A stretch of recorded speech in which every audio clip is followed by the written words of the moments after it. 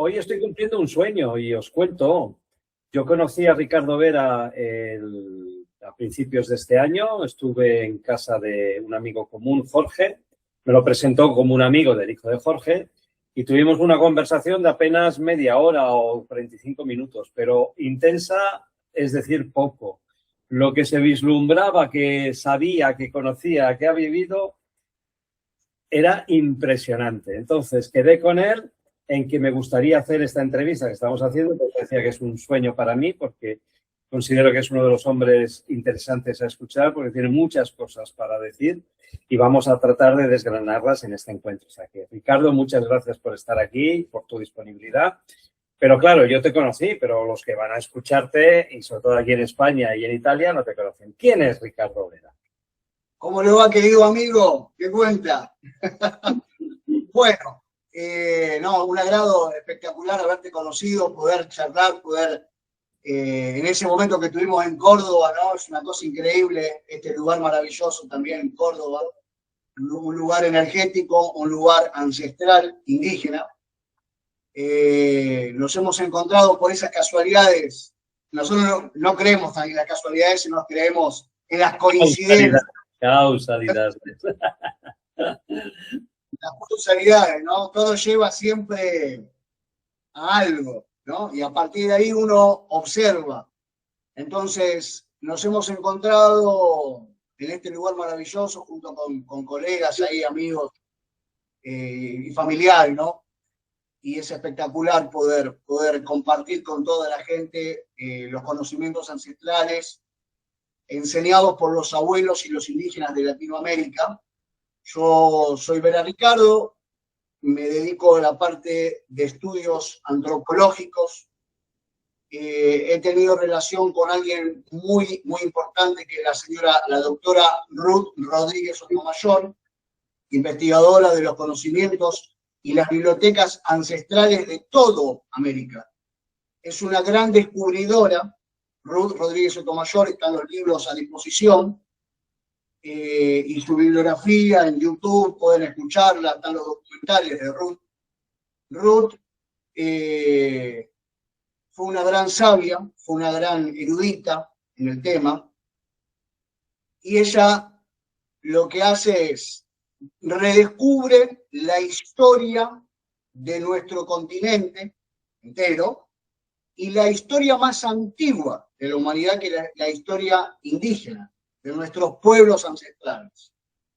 Ella da el puntapié inicial de quiénes fueron los indígenas, de la procedencia histórica, de las ramificaciones a diversas partes del mundo, de nuestras comunidades ancestrales aquí en Latinoamérica, muestra la ramificación, para dónde fueron todos los indígenas que estaban acá en América, que se fueron para África, fueron para China, fueron para Japón, fueron para Italia, fueron para Noruega, fueron a Sumeria, fueron las comunidades madres de la humanidad. Entonces, científicamente, que es lo que hace Ruth, describe científicamente los contactos en todas partes del mundo desde lo que es nuestro continente. Y después da información de esas regiones antiguas, da información de esos continentes sumergidos. Ustedes lo conocen como la Iberia perdida, la Iberia sumergida, la Atlántida, Lemuria. Bueno, también da conocimiento de estas regiones y cómo los indígenas que estaban en esos lugares, cómo fueron sus comunidades hacia diferentes partes del mundo. Porque la señora Ruth Sotomayor, bueno, habla sobre las comunidades madre de la humanidad.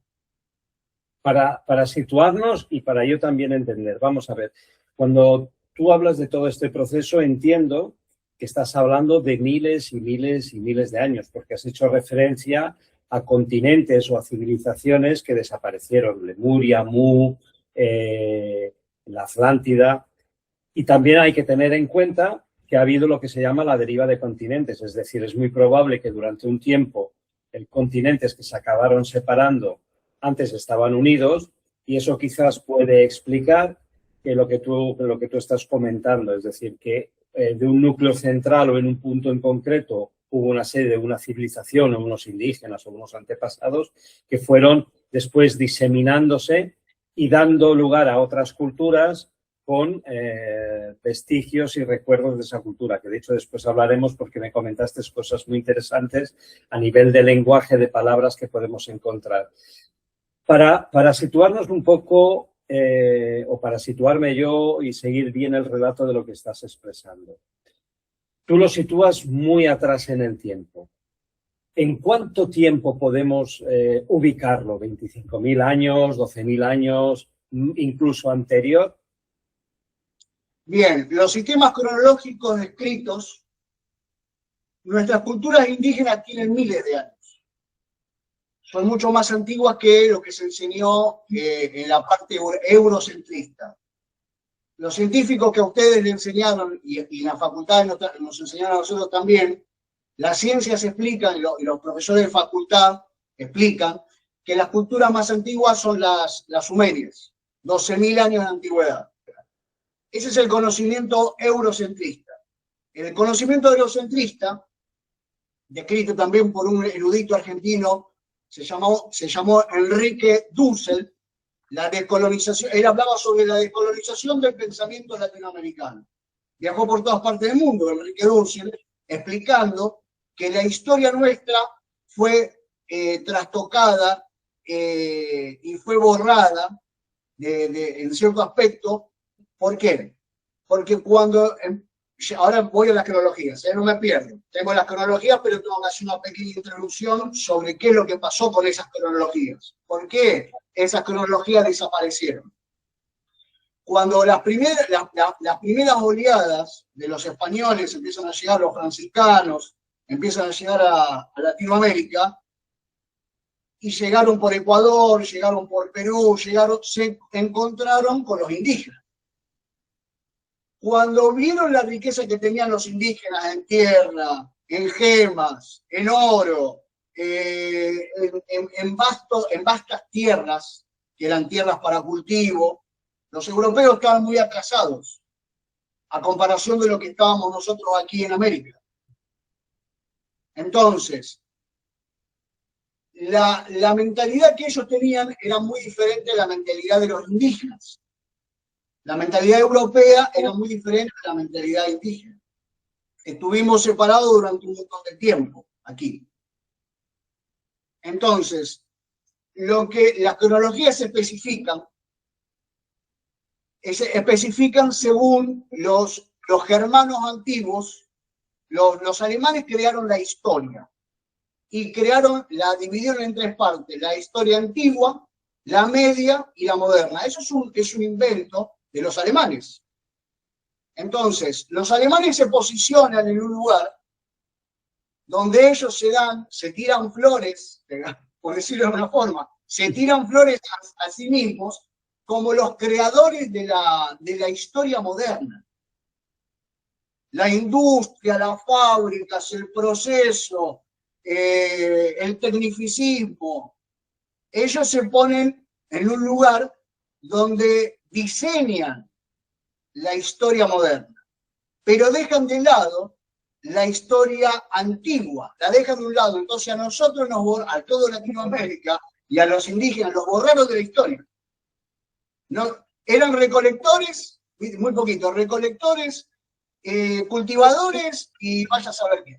No hablan mucho. No hablan mucho porque tampoco la entendían la cuestión. Y cuando vinieron los primeros franciscanos, lo que hicieron era quemar documentos.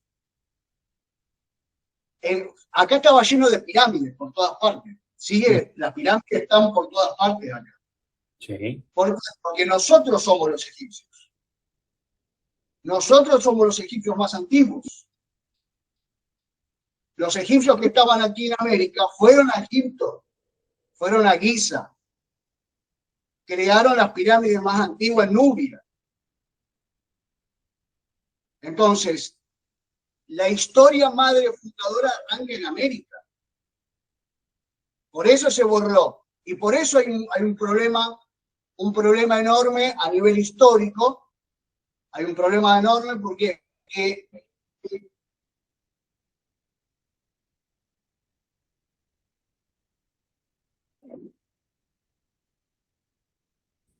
Se ha bloqueado la comunicación.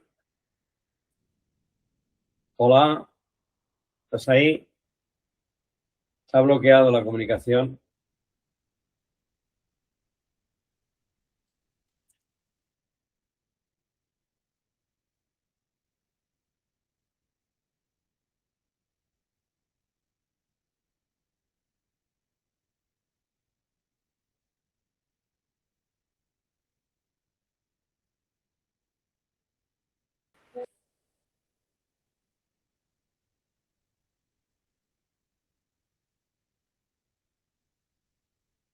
Se cortó la comunicación.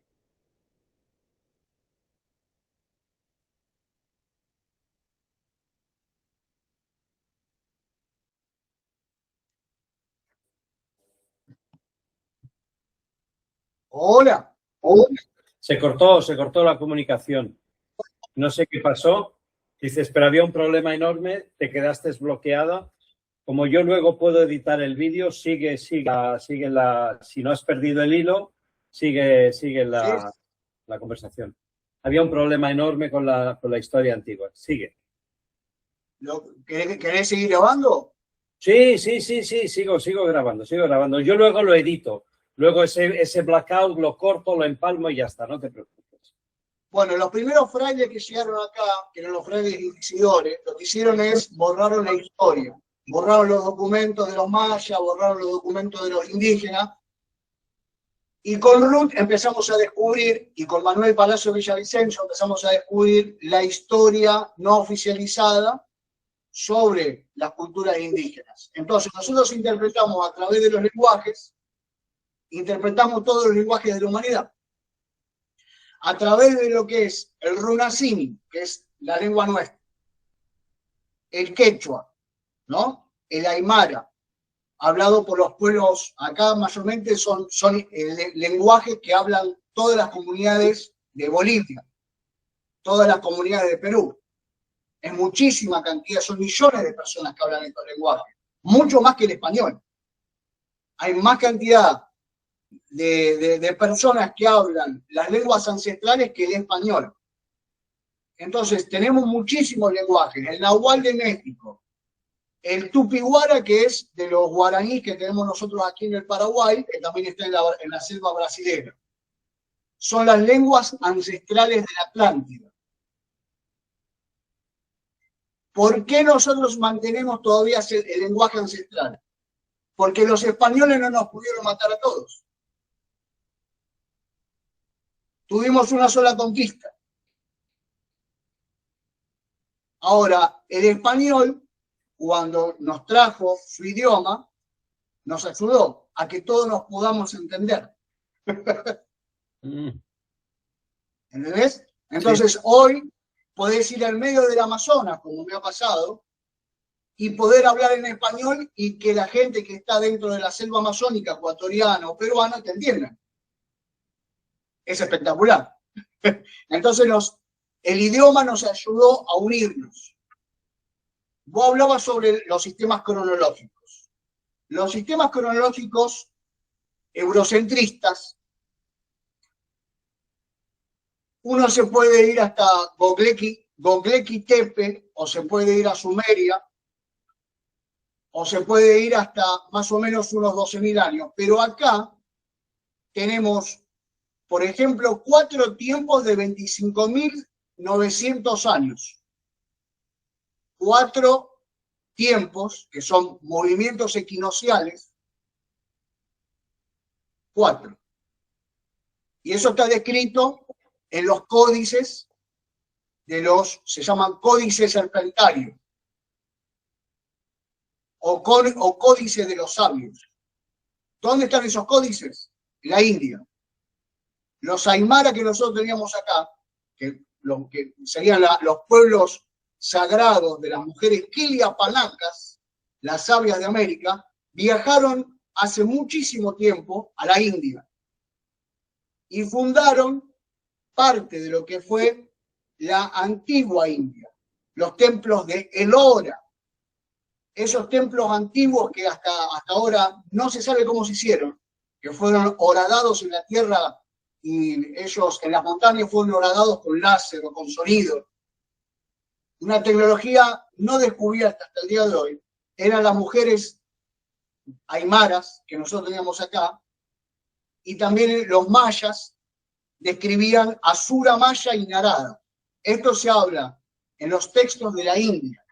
Las cronologías aparecen, el Tirukandan Panchanga aparece, que es el calendario de la India, aparecen estas cronologías antediluvianas, de estos 4 tiempos de 25.680 años, aparecen dentro de estas cronologías. Entonces, si nos en estas cronologías aparecen hasta 18 millones de años. Civilizaciones avanzadas hasta 18 millones de años. ¿Dónde podemos encontrarlo? Bueno, hay que leer a Madame Blavatsky. Cosmogénesis, volumen 1. Empezar por ahí. Cosmogénesis, volumen 1. O Isis sin velo. Para interpretar lo que estoy diciendo, hay que agarrar a la erudita, los libros de la erudita Madame Blavatsky, para poder comprender de qué es lo que nosotros estamos hablando. De esas cronologías antiguas que América tiene. Entonces nosotros sabemos, gracias a esas cronologías y gracias a lo que se descubrió sobre los idiomas comparados, interpretamos cómo se fueron distribuyendo los indígenas de toda Latinoamérica hacia diversas partes del mundo. ¿Por qué? Porque conocemos los códices en profundidad. Y aquí también, aquí se dejó, hay códices, hay cómputos. Los indígenas tenían calculadoras, unas calculadoras con unos hilos y unos nudos, o tenían códices escritos en símbolos que nos explican a nosotros en profundidad cómo estas comunidades fueron a diversas partes del mundo, porque ellos sabían, los mayas no desaparecieron de un día para el otro como habla la ciencia oficial, no. Los mayas se fueron yendo hacia diferentes partes del mundo. O sea, si he entendido bien, tú dices que la base de la historia comúnmente oficializada nace en Europa y obvia la antigüedad de los pueblos indígenas de Sudamérica, que son muchísimo más anteriores. Por eso se desconoce todo ese, digamos, rastro que descubren los españoles al llegar allí y ver que hay civilizaciones y pueblos mucho más antiguos que, por lo que tú has descubierto y encontrado junto con los eruditos con los que has trabajado, ellos fueron los que, partiendo de un punto en común, se fueron dispersando por todo el mundo, dando origen posteriormente a muchas de las demás civilizaciones y culturas. Y que evidentemente, si lo aseveras de esa manera tan contundente, es porque los estudios que has realizado demuestran que lo que dices tiene una base de veracidad, no es una teoría. Eso es así, ¿correcto? ¿He entendido bien? Exactamente. Ruth Rodríguez Sotomayor, si ustedes analizan y buscan su bibliografía, van a ver que tienen un código que es un código científico. Esto es historia científica de las bibliotecas preamericanas. Los libros están a disposición. Yo estudio en la Biblioteca Nacional, aquí en el 6º piso de la Biblioteca Nacional. Soy investigador dentro de la Biblioteca Nacional, así que los libros están a disposición de todos aquellos que quieran ir a observar sobre estos descubrimientos que hay aquí en América, que lo que van a hacer es una cosa sorprendente, cambiar la historia del mundo. Es que realmente cambian la historia del mundo. De hecho, yo me acuerdo que la conversación que tuvimos, de alguna manera rompiste algunos esquemas que completabas, porque tú hablabas abiertamente de la Atlántida, de las mujeres aymara, que eran las mujeres las depositarias de estos conocimientos. ¿Puedes profundizar en este tema? Porque sí, es apasionante. De hecho, te cuento, el motivo de esta entrevista es que tú puedas hablar y se conozca aquí en Europa y, como he dicho, en Italia, este testimonio que tú estás dando que encuentro realmente impresionante. Sí, por supuesto. Me he topado con arqueólogos, por ejemplo, César Soriano Ríos, que es muy importante. César Soriano Ríos es un arqueólogo peruano que descubrió, es uno de los mayores hallazgos de Latinoamérica, que es la tumba del rey Zipán. Él, junto a 5 arqueólogos, descubre la tumba del rey Zipán, que es una cosa, un hallazgo increíble, todo la cuestión fúnebre, cómo estaban enterrados los cúmulos funerarios, la cantidad de oro que había en el lugar. Él me comenta toda la historia, me manda las fotografías, y yo le mando las fotografías de lo que habíamos descubierto junto con Ruth en mi viaje por la selva amazónica y la selva ecuatoriana. Entonces, entablamos una amistad con César Soriano Ríos, ¿no? Y ahí empezamos a dialogarnos y él me mandaba ciertos descubrimientos para que yo vaya verificando que lo que estaba pasando era increíble, y yo le mandaba los descubrimientos y los descubrimientos de acá y los conocimientos de Rodríguez Sotomayor. Cuando empezamos a observar, por ejemplo, de que había cuestiones, se le dice OPARTs. Los OPARTs son objetos fuera de las líneas temporales. Hay veces que se descubren en diversas partes del mundo objetos que no coinciden con las linealidades del tiempo oficial. Si encontramos una vasija de Bagdad, adentro con jugo de limón y una placa de cobre y una placa de zinc, datada hace miles de años, bueno, eso se puede llegar a clasificar arqueológicamente. Pero si encontramos dentro de una piedra un transformador o una bobina de cobre, eso no se puede datar. Porque no se especifican las líneas de tiempo. Entonces, esas piezas, que hubo miles de piezas de esa característica, encontradas en Egipto, encontradas en Nubia, encontradas en Irak, en Afganistán, en el Líbano, en Tebek, encontradas en América, en toda América. Encontradas piezas arqueológicas, OPARTs. Klaus Dona habla. Yo tiro datos, ¿no? Klaus Dona, que se ha topado con mi colega Manuel Palacio Villavicencio, han hablado ahí, han hecho conferencias juntos, habla sobre este tipo de cuestiones, ¿no? Esas piezas arqueológicas, cuando aparecen, automáticamente se borran. ¿A qué quieres decir que se borran? Se borran, digamos, que quedan, o se venden por millones a coleccionistas privados. O sea, las hacen desaparecer. Claro, se venden a coleccionistas privados multimillonarios que ofrecen grandes cantidades de euros o de dólares por esas piezas, o el Instituto Smithsonian de Rockefeller las hace desaparecer. ¿Y por qué crees tú? ¿Porque rompen la historia? ¿Porque podrían dar explicaciones que son incómodas? Porque una de las preguntas que te quería hacer, porque yo sé que de estos temas podemos hablar por lo que tuvimos al encuentro, yo a veces cuando hablo de extraterrestres, hablo de los padres genetistas, de los padres creadores. ¿Puede ser que ellos que están fuera de nuestro espacio-tiempo fueron los que crearon este tipo de instrumentos atemporales y son los que de alguna manera tienen que ver en la incidencia del origen y en la aparición de algunas culturas humanas? Hay vestigios. Hay muchísimos vestigios de lo que vos estás diciendo.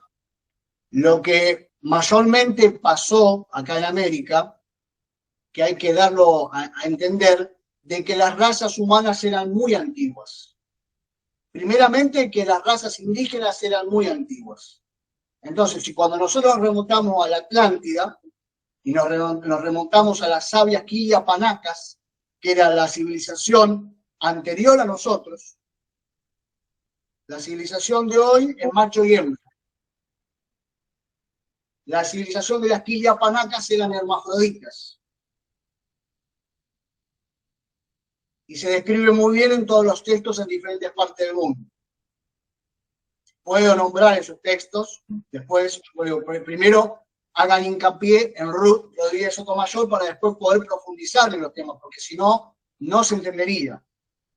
Entonces, estas sabias de América no eran extraterrestres, era una civilización humana muy antigua. Ahora, que esas mujeres hayan tenido contacto en la antigüedad con entidades de otros planetas o de otras galaxias es muy probable. Porque los vestigios están. César Soriano Río me lo mostró. Cuando César Soriano Río descubre el ser plidáctilo, me llama, me manda fotos de las radiografías que se estaban haciendo a los cúmulos funerarios que se encontró en las Tolitas en Perú, y me manda toda la información y todos los datos de un ser que habían descubierto dentro de un cúmulo funerario, como se hacían los enterramientos aquí, los indígenas, hace mucho tiempo, estamos hablando de 3.500 años antes de Cristo, se hacían, toda la cuestión ceremonial se ponía al difunto dentro de un manto, pueden buscar lo que se llaman mantos de Paracas, dentro de un manto se ponía al difunto con comida para que lleve hacia el otro mundo, oro para que lleve hacia el otro mundo, y cositas, medallones, cuestiones que el difunto pueda también transportar hacia el otro mundo. Eso se ve comúnmente en ustedes van a ver una relación en Grecia, por ejemplo, sobre este tipo de cuestiones, porque está vinculado, está vinculado. Acuérdense que la gente de Grecia surgió de América. Los diaguitas que nosotros tenemos acá, los indígenas diaguitas, eran la gente que fue a fundar la Heliópolis antigua. Y los hititas, que aparecen en la Biblia, son los tupiguaras nuestros, que fueron a fundar Anatolia. Entonces, las relaciones, cuando usted ve las relaciones religiosas o ven las relaciones esotéricas, especialmente las esotéricas, van a ver que hay una correlación. Hay correlaciones simbólicas. Los mismos símbolos en diferentes partes del mundo son idénticos. Entonces, estas Quillapanaca, volvemos de nuevo al tema principal, las sabias de América eran personas que tenían un conocimiento matemático, geométrico, de arquitectura muy avanzado, tenían un conocimiento de las corrientes energéticas, de los centros ceremoniales Ainu, donde la gente se iba a curar de diferentes enfermedades, de la medicina a un nivel, ya estamos hablando, operaciones quirúrgicas cerebrales y operaciones cardiovasculares. Estamos hablando de 4.000 a 5.000 años de antigüedad.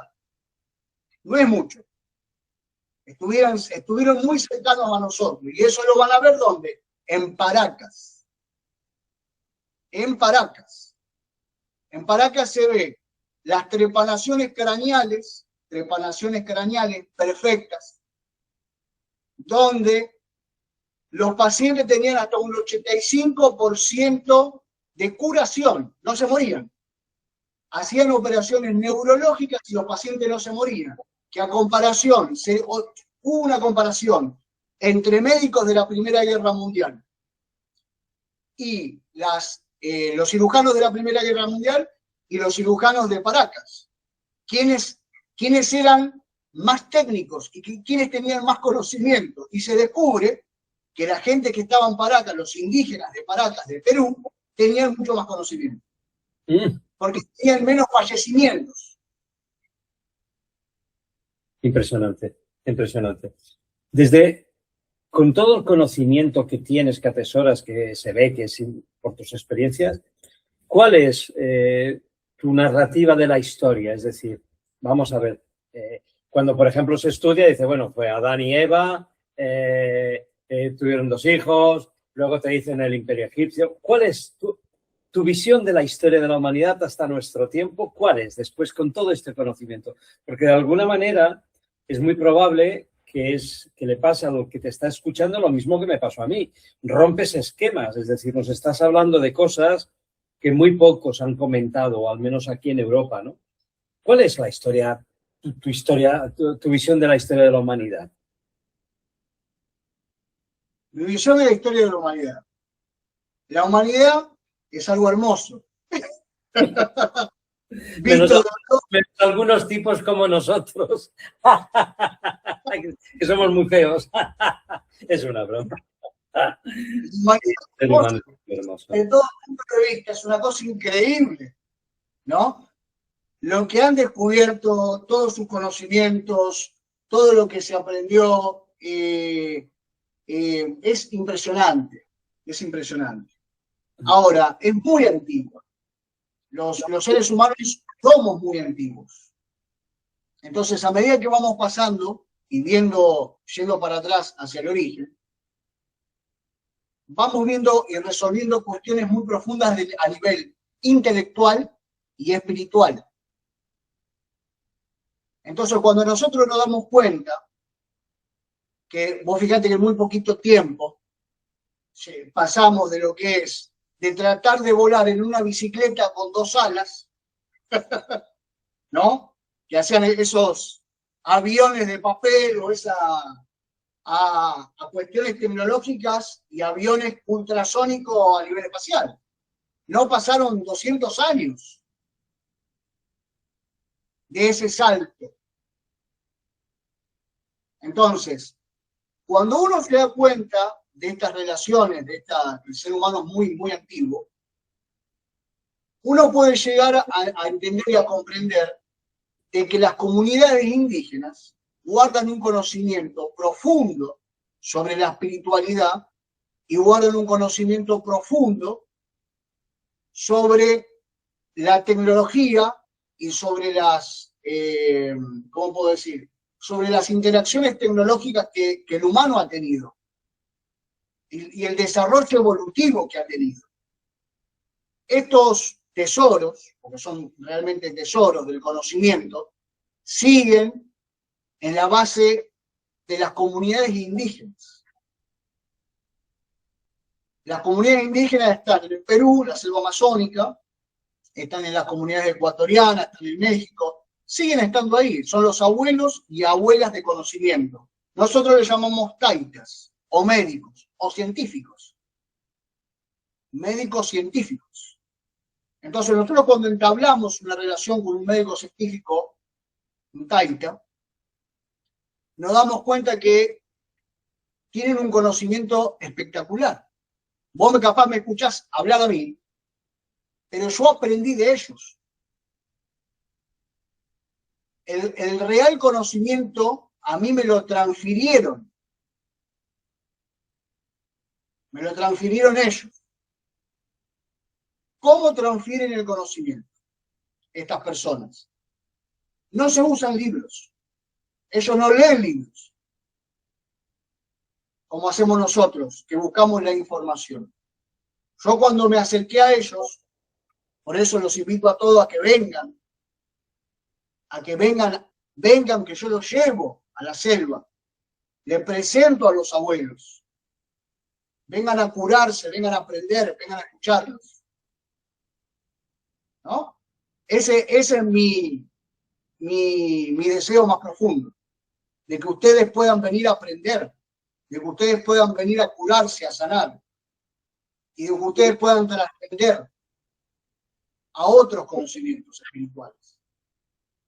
Ese es el trabajo, la herramienta que yo tengo, que ellos me otorgaron y que no puedo cobrar. Yo no puedo cobrar, no puedo generar, no puedo hacer de esto un negocio. No puedes hacer riqueza personal de un conocimiento que no es tuyo.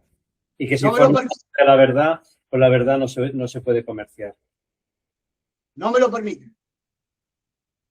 Entonces, ellos me entregaron parte del conocimiento y me dijeron, bueno, Ricardo, sabemos quién sos, sabemos cómo funcionás y nosotros necesitamos que vos expliques este tipo de cuestiones que te vamos a regalar, lo expliques y que lo difundas. ¿Pero para qué?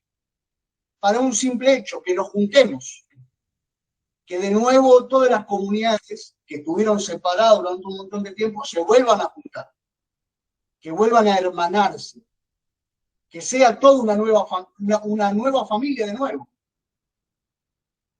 Ese es el trabajo que nosotros estamos haciendo. Que todo se vuelva a unificar. Impresionante. Perdona que insista, y ya con esto ya cierro este tema. Se dice que el ser humano proviene del Australopithecus, el Homo erectus, el hombre de Neandertal, que todos estos provienen o de África o de Sudáfrica, o incluso leí una teoría, pues escuché hablar de una teoría que situaba el origen humano, del ser humano, en Rusia, en la parte de la Siberia. Tú dices que no, tú dices que viene de Sudamérica. ¿Puedes hablar un poquito más en profundidad de esto? Sí. Hubo 5 civilizaciones humanas diferentes. Nosotros somos la 5ª civilización humana.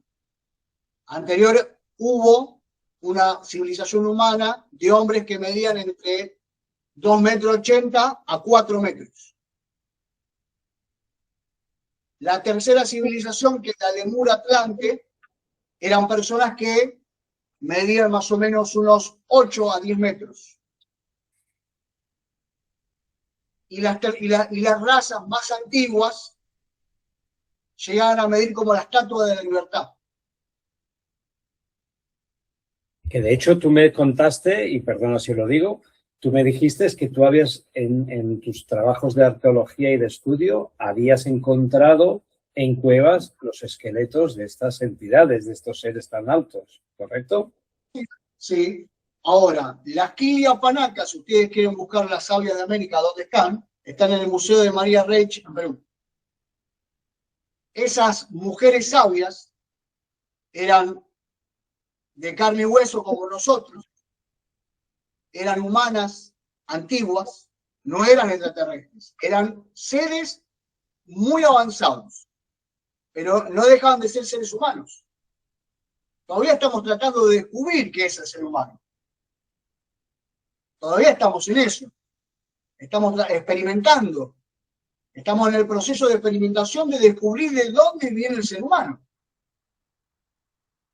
Hay como una especie, como dicen los abuelos. Los abuelos dicen, ustedes tienen una especie de amnesia. No se acuerdan. Entonces digo, ¿cómo es eso que no nos acordamos?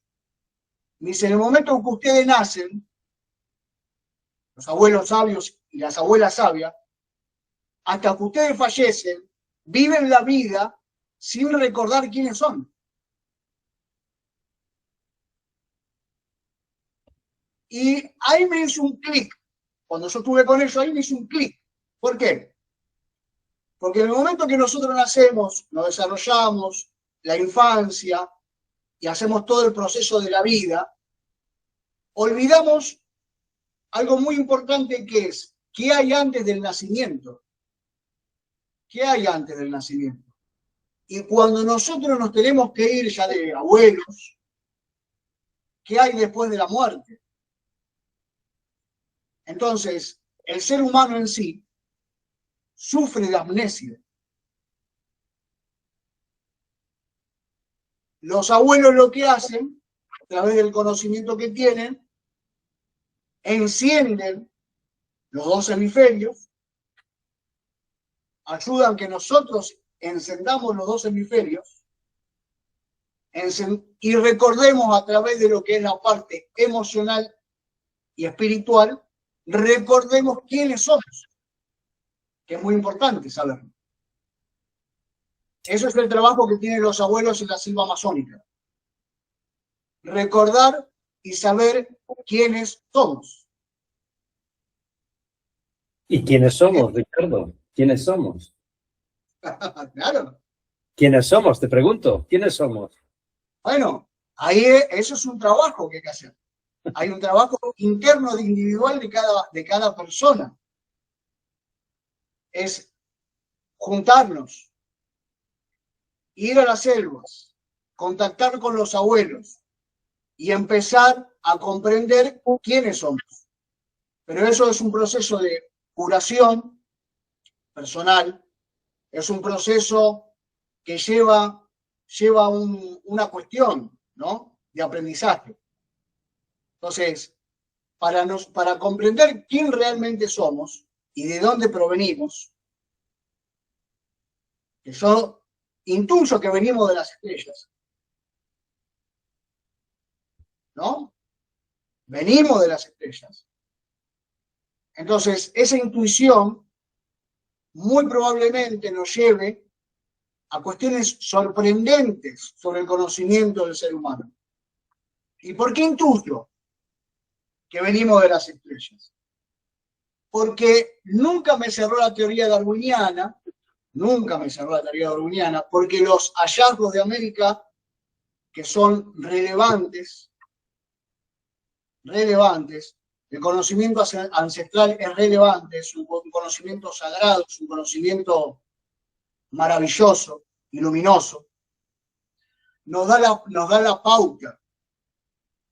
Todos esos conocimientos nos dan las pautas del trabajo que nosotros estamos haciendo aquí en la Tierra y quién realmente somos. A donde voy es, la espiritualidad trasciende el tiempo, trasciende la materia. El sistema de reencarnación existe, pero eso se aprende en las células. El sistema de reencarnación es algo real, y eso se va aprendiendo de a poco. Entonces, esos conocimientos que tienen los abuelos hoy en día, que están dentro de los centros ceremoniales, centros sagrados ceremoniales, los Ainu, cuando ustedes van a estos lugares, automáticamente se van a dar cuenta de que los abuelos son grandes conocedores, porque no necesitas ni decirle el nombre, que ya lo saben. No necesitas decirle el problema interno que vos tenés, que ya lo saben. Espiritualmente se conectan con vos, interpretan un montón de cuestiones tuyas y te ayudan en tu proceso. ¿Para qué? Para que vos puedas curarte, sanarte. ¿A través de qué? Ellos tienen mucho conocimiento de la medicina antigua, de la medicina de plantas. Muchísimas plantas. Plantas para curar el cáncer, para curar el HIV, para curar enfermedades autoinmunes, para curar los miedos, las ansiedades. Hay cuestiones que vienen de otras vidas, enfermedades que vienen de otras vidas, o traumas que vienen de otras vidas, y que en esta vida necesitamos sanarlo. Y los abuelos automáticamente lo que hacen es, te mandan a través del tiempo, hacia atrás, y lo ves y lo experienciás, lo vivís. No es que te lo cuentan. Ellos lo que tienen es, te hacen experienciar para que vos puedas interpretar lo que te está pasando y curarlo, sanarlo. Entonces, las habilidades que tienen ellos van más allá de lo que es el tiempo y el espacio. El tiempo y el espacio rompen la estructura del tiempo y rompen la estructura del espacio.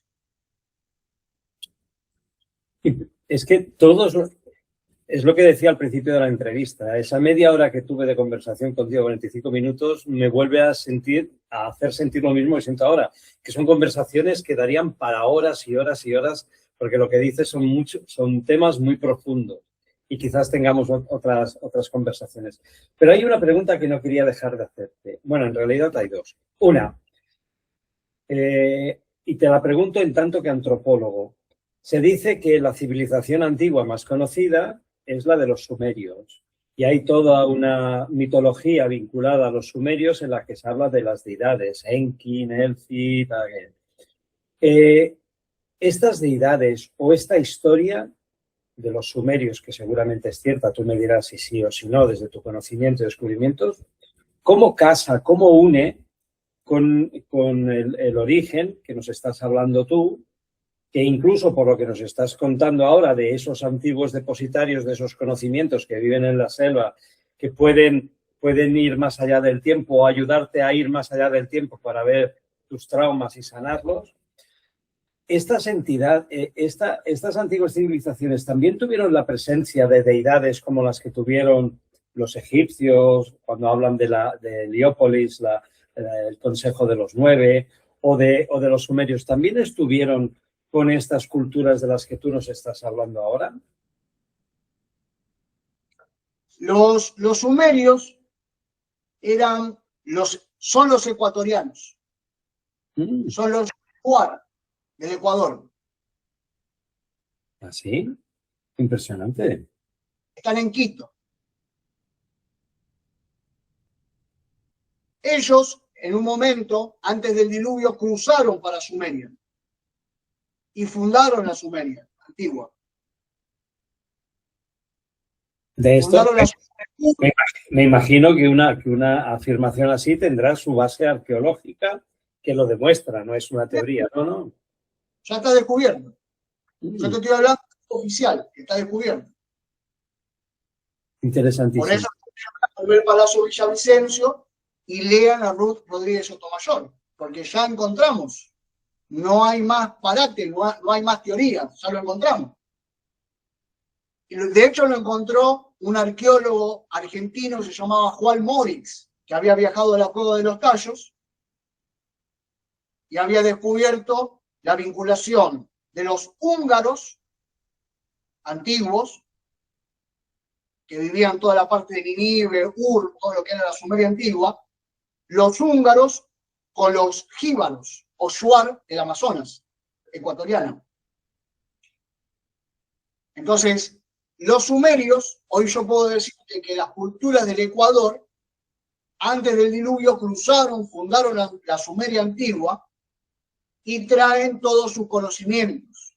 Traen todos los conocimientos aquí por haber, la matemática, las álgebras, la escritura claviforme, y la claviforme es más antigua que la cuneiforme. La cuneiforme se encuentra en Sumeria y la claviforme está acá en Latinoamérica. Está en todos lados la claviforme. La claviforme la tenemos en Bolivia, la tenemos especialmente en Tiwanaku, porque Tiwanaku es el centro de la humanidad antigua. Desde aquí de Tiwanaku, vos lo conocés en la Biblia como la Torre de Babel. Eso es Tiwanaku. Está el centro arqueológico de Tiwanaku. Yo tengo amigos y colegas arqueólogos en el centro arqueológico y los invito a todos ustedes a venir acá porque yo los paseo si quieren por todos lados. Vamos, les cuento la historia, hablamos con los arqueólogos, hablamos con las redes, se van a sorprender. Van a quedar helados porque me abrieron las puertas con estos conocimientos, se me abrieron las puertas en todos lados. Ya. Entonces yo iba y compartía, y a su vez a mí me compartían conocimiento. Entonces la amistad viene por ahí, viene por el compartir, por el debatir, no el guerrear, el luchar, no vienen por ahí. Lo que es el compartir nos lleva justamente a hermanarnos, a unirnos, ¿no? Entonces, Tiwanaku, vos lo interpretás en la Biblia como la Torre de Babel. La Torre de Babel era eso, era en la Torá o en los libros antiguos de los judíos cuando llegan a Grecia e interpretan los 159 volúmenes, los judíos salieron de la India, ¿no? Salieron de la India, hicieron todo su recorrido por el Medio Oriente y después de mucho tiempo, cuando llegan a Grecia, descubren las antiguas bibliotecas donde estaban los textos más antiguos de la humanidad. Esos textos estaban en el Líbano y estaban en Baalbek especialmente. Estaban en Baalbek, esas bibliotecas, y estaban en lo que era Grecia. Esos libros, de ahí se desprende lo que vos conocés como las bibliotecas de Alejandría. Esas bibliotecas estaban en diversas partes del mundo. De hecho, también estaban en Atacama, acá en Chile, en el desierto de Atacama, estaban ahí. Están ahí todavía. Están de forma subterránea, todavía no la descubrieron. Pero siguen estando enterradas ahí. Los arqueólogos todavía no lo descubrieron y no quiero que lo descubran, pero ¿por qué no lo descubren? Porque tienen el conocimiento eurocentrista. No hay más nada, después de 12.000 años no hay más nada. Ahora, nosotros nos metimos en cuevas. Bajamos a las cuevas y lo vimos. Sabemos dónde están esas bibliotecas antiguas. Pero hay una cuestión de por qué esto no se dice. Los indígenas saben, por ejemplo, ahí salté para el otro lado, saben que, por ejemplo, si cuando se descubre algo muy importante, como una biblioteca antediluviana, hay una problemática. La destrucción de esos documentos, que son importantes porque esos documentos describen sobre la historia antigua de la humanidad, siempre están, esos documentos pueden ser que, si nosotros los damos a conocer, y dónde están esas cuevas, esas bibliotecas, si nosotros lo damos a conocer de una forma exponencial a nivel público, que los norteamericanos, los ingleses aparezcan. Entonces los abuelos de Tiwanaku me dijeron, no digas nada. Claro. Lo que comentábamos antes, con estos conocimientos obligatoriamente se ha de reescribir toda la historia. Y ya solamente 3 preguntas porque hablaría contigo mucho y mucho rato. Primero, tú hablabas de que las pirámides de Egipto son posteriores a todas las pirámides de Sudamérica.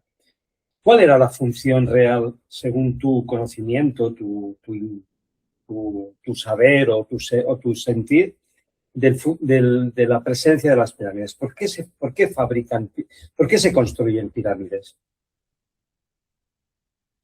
Las pirámides están dentro de lo que se llaman líneas ley, o líneas de Nazca o Sajama. Sajama están en Bolivia y las líneas ley están en América. En el 2011 hice un trabajo sobre esto, junto con Hiroshi Hayashi, hicimos en un mapa tridimensional y trazamos todas las pirámides en diversas partes del mundo. Eso fue construido por las civilizaciones atlantes, no fueron extraterrestres, fueron atlantes.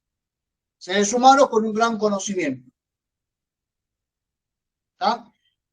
Eso lo que hace es marca desde lo que es Atacama, el gigante de Atacama, que es un petroglifo que se ve desde el cielo, es un petrolífero enorme, gigante Atacama, de paso después si querés, para que pueda mostrarlo, sí, marca hacia todas las latitudes del planeta, marca los centros Ailu ceremoniales, los centros sagrados o energéticos. Esto era un conocimiento que tenían los indígenas de aquel entonces, para que la gente vaya a estos lugares de caudales de energía, espirales de energía muy elevados, para que la gente pueda concentrar su energía, pueda elevar su energía a nivel físico y espiritual, y puedan sanarse, y también puedan recordar o viajar en el tiempo. Entonces, las líneas de Nazca y Sajama, donde están ubicadas todas estas pirámides, nosotros acá tenemos en Catamarca, tenemos el Yancal, después tenemos en la selva amazónica, está lleno de pirámides por todos lados. No eran tumbas, eran centros ceremoniales. Después tenés hay unas bases, hay dos piedras que son 2 metros, es una piedra 2 metros, otra piedra acá, y arriba otra piedra encima. Por debajo de... Es como un dolmen, como los dólmenes en Europa. Claro. Los indígenas que fueron a Europa, que fueron del lago Titicaca a Europa, son los Urupá, los Urus y los Pa, que fueron a fundar Europa. Urupá. Son las 2 civilizaciones que fueron allá. Ellos llevaron el conocimiento de los dolmen, y las mujeres llevaron el conocimiento de los dolmen. Los dolmen están dentro de las líneas ley, de las líneas sagradas, que son centros geomagnéticos para la polarización de la biología humana. Entonces, hay todas unas cuestiones en el dolmen, agarraban la mica, picaban la mica, una piedra con magnetita, la picaban, la molían y la ponían en la base de la Tierra para que los campos electromagnéticos sean de gran caudal.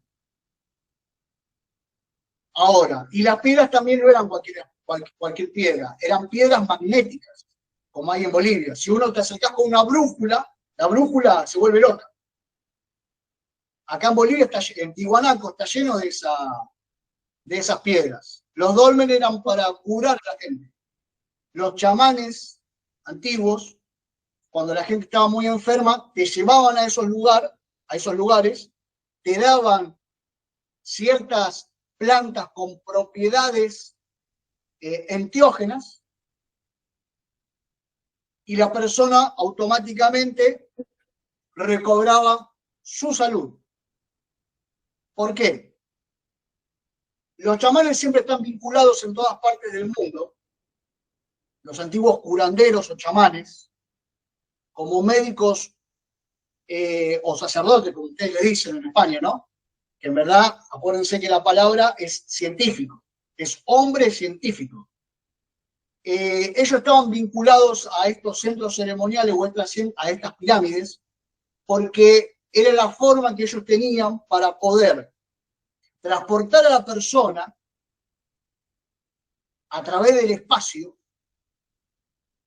y traerla. Entonces, lo que hacen en estos centros sagrados son centros de comunicación con el cosmos. Uno puede comunicarse con el cosmos.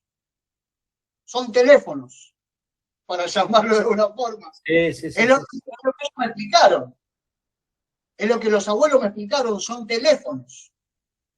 Y yo, ¿cómo es un teléfono? ¿Cómo como teléfono? Ustedes tienen un teléfono, me decían los abuelos, tienen un teléfono, o ustedes se pueden llamar y hablar. Nosotros también lo podemos hacer. Pero lo podemos hacer con el planeta Marte, o lo podemos hacer con Saturno, o lo podemos hacer con Júpiter, o lo podemos hacer a través de las estrellas.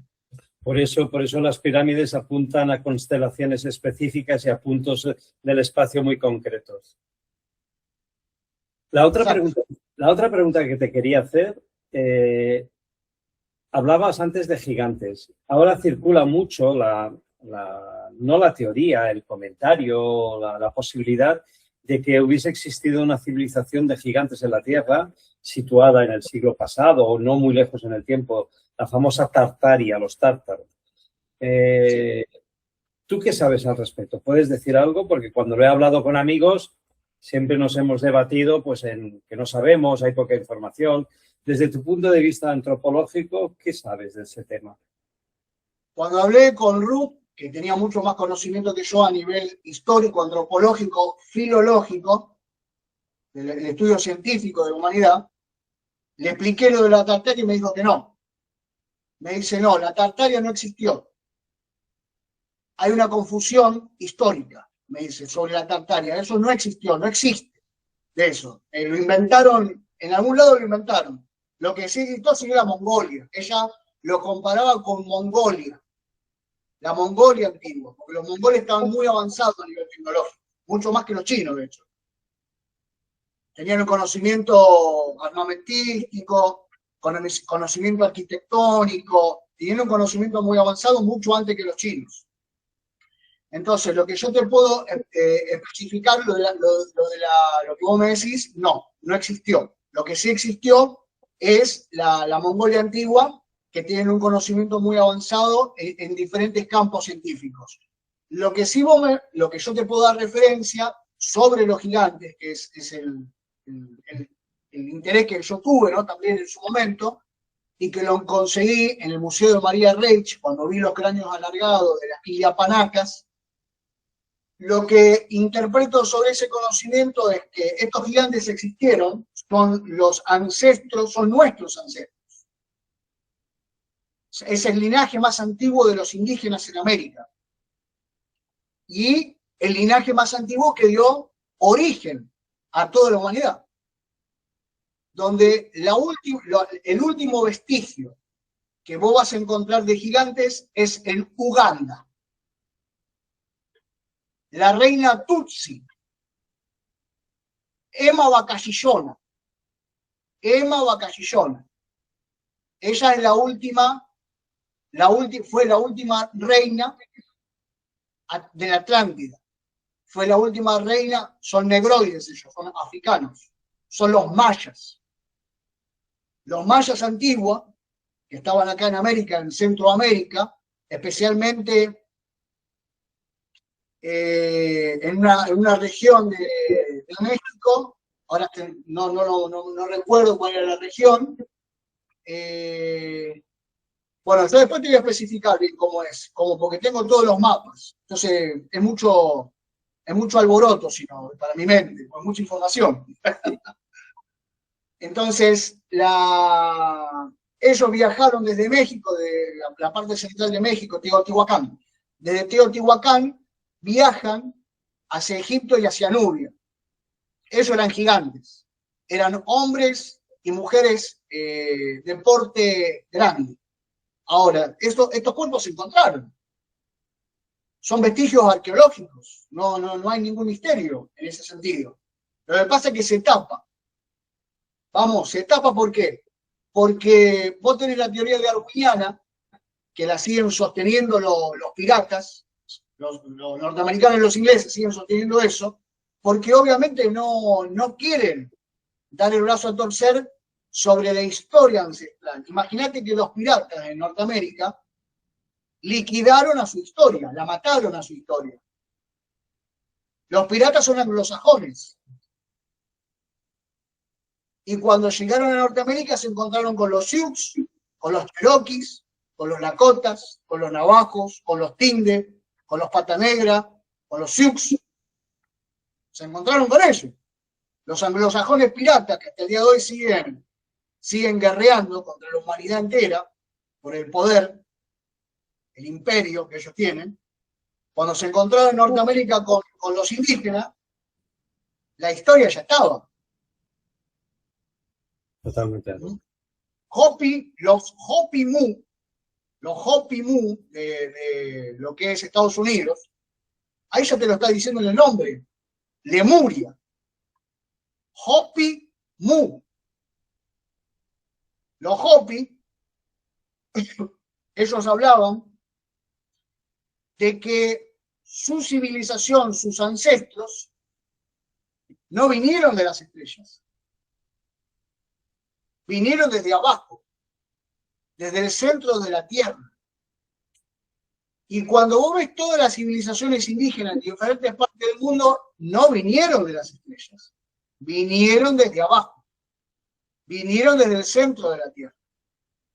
En todas las leyendas y mitos vas a observar esto, en Irak, Afganistán, Líbano, Baalbek, China, Mongolia, Vietnam, que los indígenas hablan siempre lo mismo. Nosotros no vinimos de las estrellas, vinimos del mundo de abajo.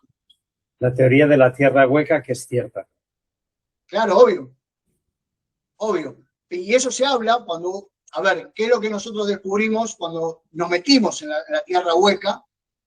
Porque se puede entrar a la tierra hueca, hay lugares de acceso. La cueva de los Tallos es una, en Ecuador, en Quito. Nosotros estuvimos ahí visitando ese lugar, con permiso obviamente de los shuar y con la bendición de los shuar. Para entrar a estos lugares, a estos recintos sagrados, primero hay que pedir permiso a los jíbaros, maldichos jíbaros, porque no son jíbaros, son shuar. Le pedimos permiso junto con el grupo expedicionario que nosotros teníamos y pudimos bajar. Hay una pared vertical de unos 80 metros hacia abajo, con los arneses, todo. Fuimos con un grupo espeleólogo, que estudian las rocas. Y fuimos con médicos y pudimos bajar. Y lo que se encuentra ahí abajo son ciudades subterráneas con trilitones. Lo que hay abajo son todos basamentos, unos trilitones gigantes. Los trilitones los vas a ver en el Líbano, en el Baalbek, lo vas a ver en Egipto, en la pirámide, en el obelisco dejaron un obelisco gigante. No sé si tenés la historia esa. No la tengo. Conozco la estructura, pero no conozco la historia. Los egipcios dejaron un obelisco gigante, que está quebrado, de hecho, ese obelisco, lo dejaron ahí. Y no se sabe, y es un trilitón gigante. En el templo de Júpiter, en Baalbek, hay unos trilitones, son unos basamentos inamovibles. Para la tecnología actual no se pueden mover. No hay forma de moverlo. Con la tecnología que nosotros tenemos, no hay forma de transportarlo. Pesan millones de toneladas, miden 80 metros de largo, por 4 metros de ancho, por 4 de... Es una locura. No tenemos ni siquiera grúas. En Australia hay una grúa que tiene unos pesos relativos para levantar buques, pero tampoco lo podría hacer esa tecnología. Digamos que nuestra tecnología actual es obsoleta para la tecnología que ellos tenían. Estos trilitones están debajo de la Cueva de los Tachos, son ciudades que recorren miles y miles de kilómetros por debajo,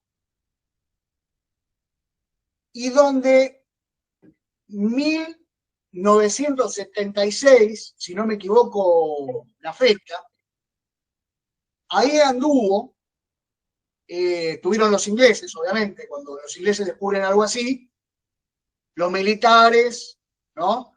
Siempre están en esos lugares. Estuvieron Neil Armstrong. Estuvo ahí en ese lugar. Y Aldrin también. No sabía. Están los videos. Sí. Están los videos de ellos yendo a Ecuador y bajaron, verificaron. ¿Por qué? ¿Por qué surge esto? Surge justamente porque Juan Moritz, que era un arqueólogo argentino, cuando llegó allá, entabló relación con el padre Crespi, que era uno de los protectores de las reliquias arqueológicas de las Cuevas de los Tallos. Cuando llega ahí, entabla relación con ellos en la primera expedición. Y en la segunda expedición, él pide al Estado ecuatoriano que custodien esa cueva, porque era una cueva que iba a dar vestigios arqueológicos de la antigua humanidad. Vestigios arqueológicos de la antigua humanidad. ¿Qué se descubrió ahí? Se descubrieron figuras de oro macizo de 30 a 40 kilos de peso, figuras con Nimrod, figuras de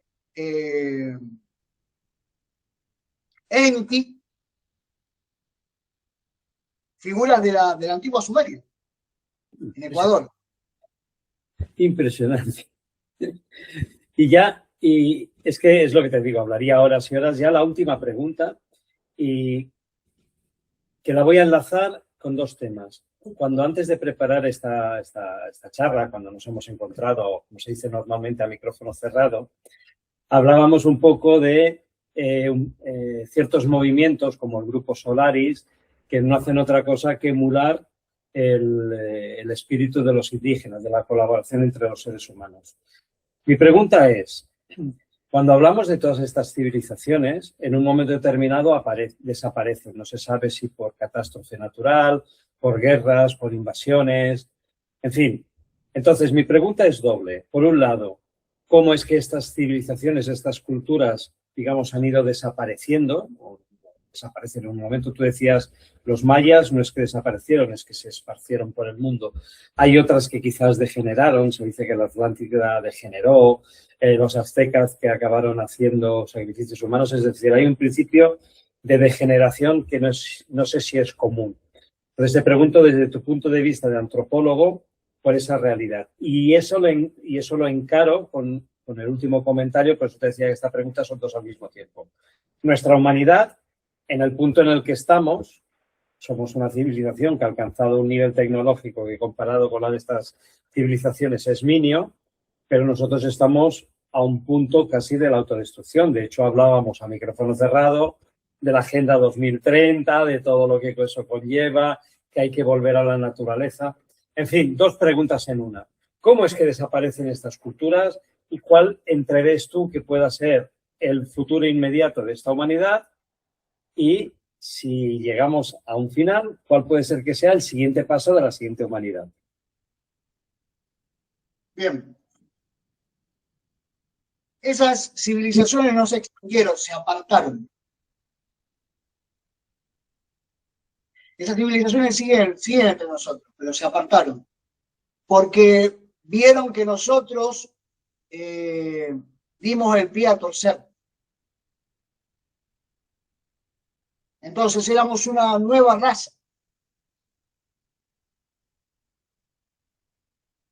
Y eso podemos remontarnos ahí a la Sumeria, hace 12.000 años, o 20.000.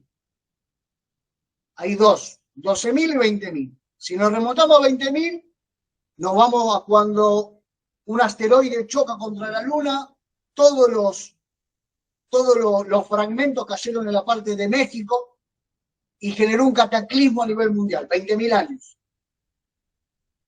Y 12.000 en la cultura sumeria. Entonces, en ese periodo de tiempo, estas personas, cuando fue el cataclismo, hace 20.000 años, llevaron a toda la humanidad hacia abajo para protegerla.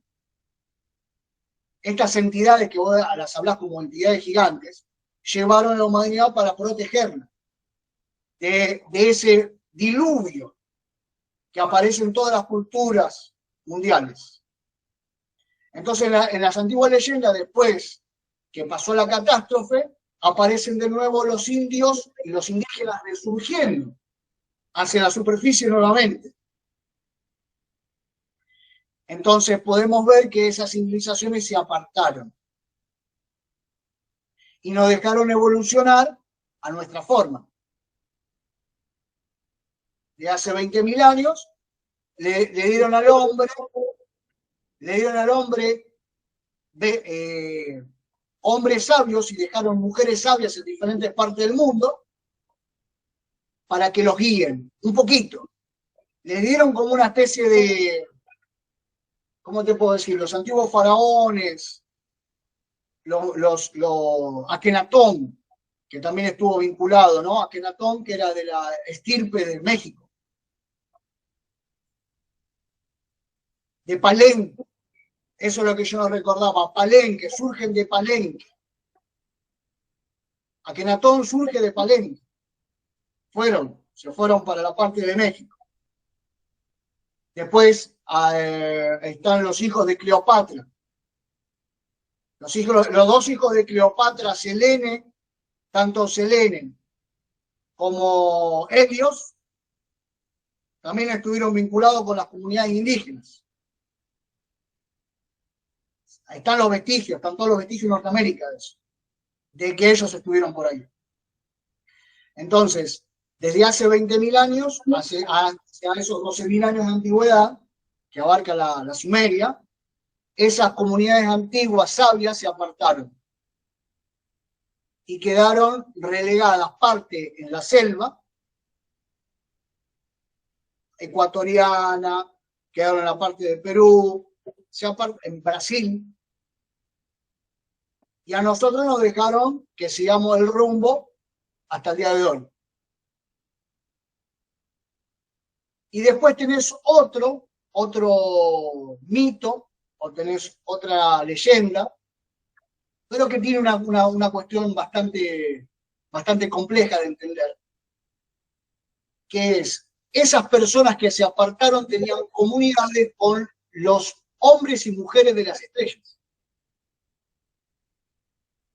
Estos hombres que se apartaron de nuestra civilización tenían contacto directo con los hombres y mujeres de las estrellas, porque ellos tenían una espiritualidad mucho más avanzada y tenían una tecnología mucho más avanzada. Y habían ya hecho contacto con entidades positivas de otras regiones universales.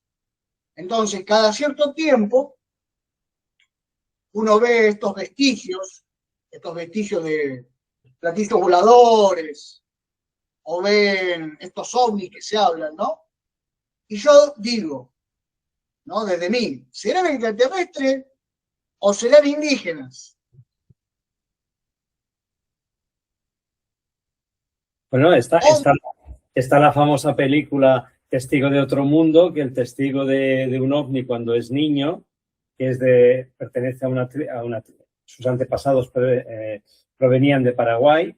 Cuando le hacen una regresión hipnótica ya adulto, después de su experiencia, la tiene cuando es niño, el tripulante de la nave que él se encuentra es su abuelo fallecido, que era un abuelo de la Pampa Argentina. Testigo de otro mundo, es una película muy bonita, no es película, es documental, es decir, apoya esta posibilidad que tú hablas. Ya te pasaré el enlace, porque la película se encuentra y verás, seguro que te aporta cosas y te gustará, en todo caso será entretenida verla. Qué lindo, qué lindo. Qué bueno porque tiene una relación más o menos con la orientación de los conocimientos que nosotros tenemos, ¿no? Sí. Y entonces, ya ahí, para acabar y no dejarlo inconcluso, ¿hacia dónde va nuestra humanidad? ¿Qué piensas tú que vamos? ¿Hacia dónde vamos? ¿Qué piensas tú que puede ser que pase en un inmediato futuro? Porque estamos acabando, tú antes hablabas de 4 ciclos de 25.000 años. Estamos acabando, ahora nosotros estamos en el final de uno de esos ciclos de 25.000 años. Sí. Es lo que hablaban los mayas en su famoso calendario. ¿Qué piensas tú? Los hombres dicen que nuestro ciclo es cíclico, todo se vuelve a repetir. Y no hace falta de irse tan atrás, viendo un poco cómo los imperios surgen y caen, y la línea temporal del surgimiento del imperio y la ruptura del imperio o la desestructuración del imperio, más o menos nosotros vamos viendo esa línea, esa energía sinoidal, cómo sube y cómo baja, ¿no? Entonces vamos observando esos ciclos. Nuestro ciclo, nosotros vemos todo lo que pasa con el sistema, vemos cómo arranca nuestro sistema, ese sistema que se utiliza hoy en día, ¿no? Y cómo la sociedad va funcionando. Entonces, a partir de vos cuando interpretás un poco a nivel geopolítico, se interpreta un poco a nivel geopolítico qué es lo que pasa a nivel mundial, uno va observando un poco estos ciclos, teniendo en comparación las antiguas culturas. Y uno se da cuenta que acá la cuestión se está defragmentando. Por un lado se está defragmentando, que son las sociedades, ¿no? Hay mucho caos, hay mucho egoísmo. Los jefes de Estado en diferentes partes del mundo son entidades negativas. No son entidades positivas ni entidades con grandes capacidades intelectuales. Por eso están ahí.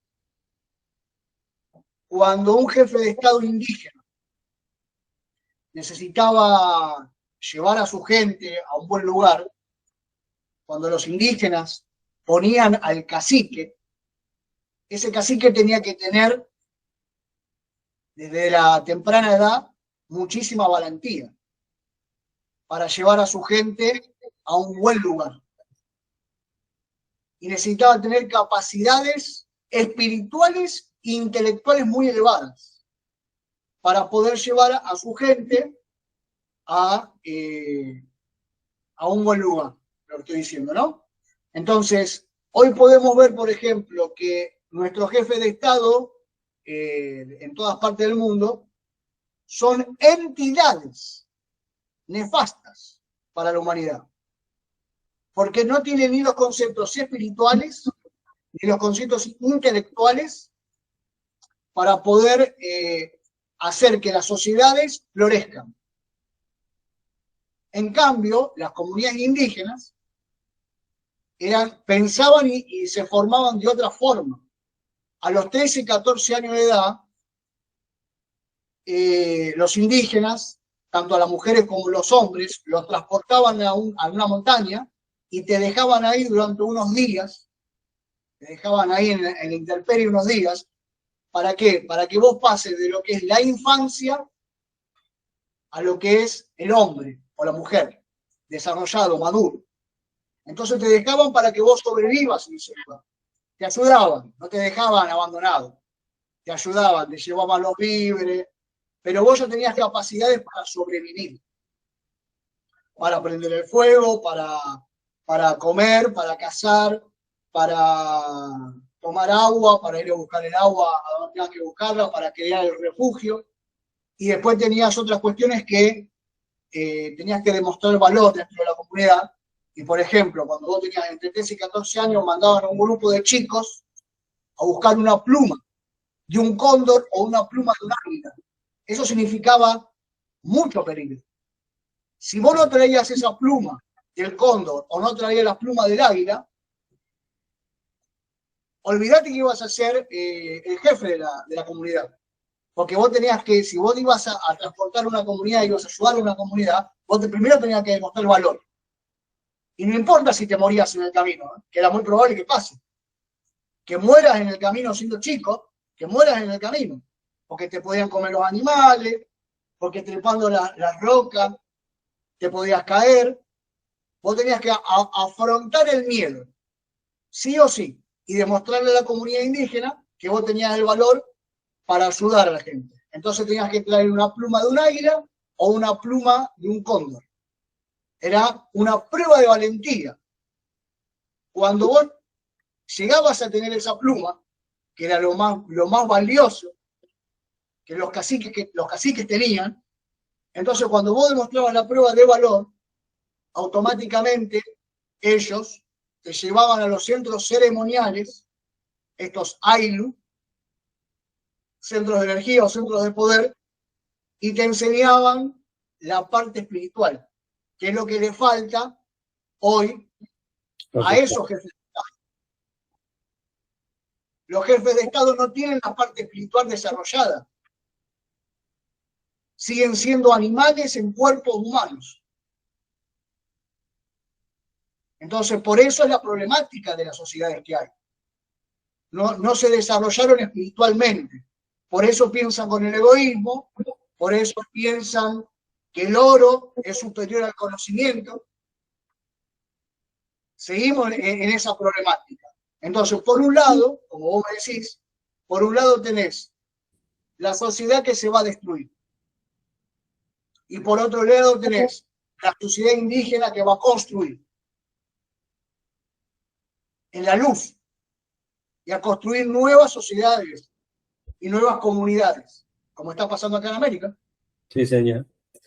Bueno, pues muchísimas gracias, porque ya te digo, yo me he disfrutado un montón la conversación, espero que los que la escuchen también, y ya solamente si para concluir hay algo que te hubiese gustado decir y no ha habido el espacio, yo no he sabido dártelo. Si hay algo que consideras que es importante porque complementaría algo que ya has comentado, tienes todo el tiempo para decir lo que quieras comentar y ya despedirnos y agradecerte tu presencia, tu disponibilidad y tu conocimiento y tu humildad para compartirlo y tu honestidad para darlo y tu afecto para entregarlo.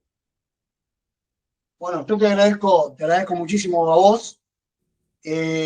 Ojalá que esto pueda llegar al mayor punto de gente, ¿no? A la mayor gente, para que puedan ir interpretando que acá en América todavía están las comunidades ancestrales para poder recibirlos, para poder ayudarlos, para juntarnos en familia, que realmente es lo que necesitamos para avanzar como humanidad, es juntarnos como familia nuevamente. Nos dividieron, nos separaron con propósitos muy específicos, ¿no? Entonces, si hoy nos damos cuenta que los reyes siguen estando, ¿no? Esos reyes de la división, esos reyes del separatismo, que la Inquisición sigue estando, Entonces, si nos damos cuenta de eso, es volver de nuevo a la fuente original, a la fuente indígena, y volver de nuevo a las selvas, a visitar a los abuelos. Los abuelos los están esperando, a todos ustedes. Las abuelas, los chamanes, los están esperando, a que vengan, a que aprendan, a que escuchen, a que se sanen, ¿no? Y a volver de nuevo a ser familia. Siempre con respeto, siempre con humildad, como dicen ellos, y una cosa principal, con mucho amor. Porque sin amor no podemos hacer nada, es todo con amor. Pues muchas gracias, Ricardo, por todo tu trabajo, todo lo que haces y bueno, agradecértelo de nuevo. Espero que te haya gustado esta entrevista, que te lo hayas pasado bien.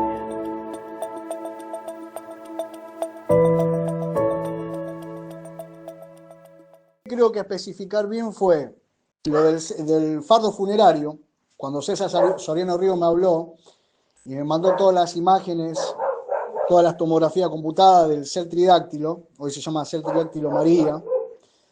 Era un ser en 1,80 m, en estado fetal, tenía 3 dedos en las manos, 3 dedos en los pies, esos son los grises, son seres extraterrestres grises. Y se encontró en las Tolitas en Perú y a partir de eso se armó una polémica bárbara, porque viste que siempre cuando hay algo así aparecen tanto los norteamericanos como los ingleses queriendo comprar el objeto.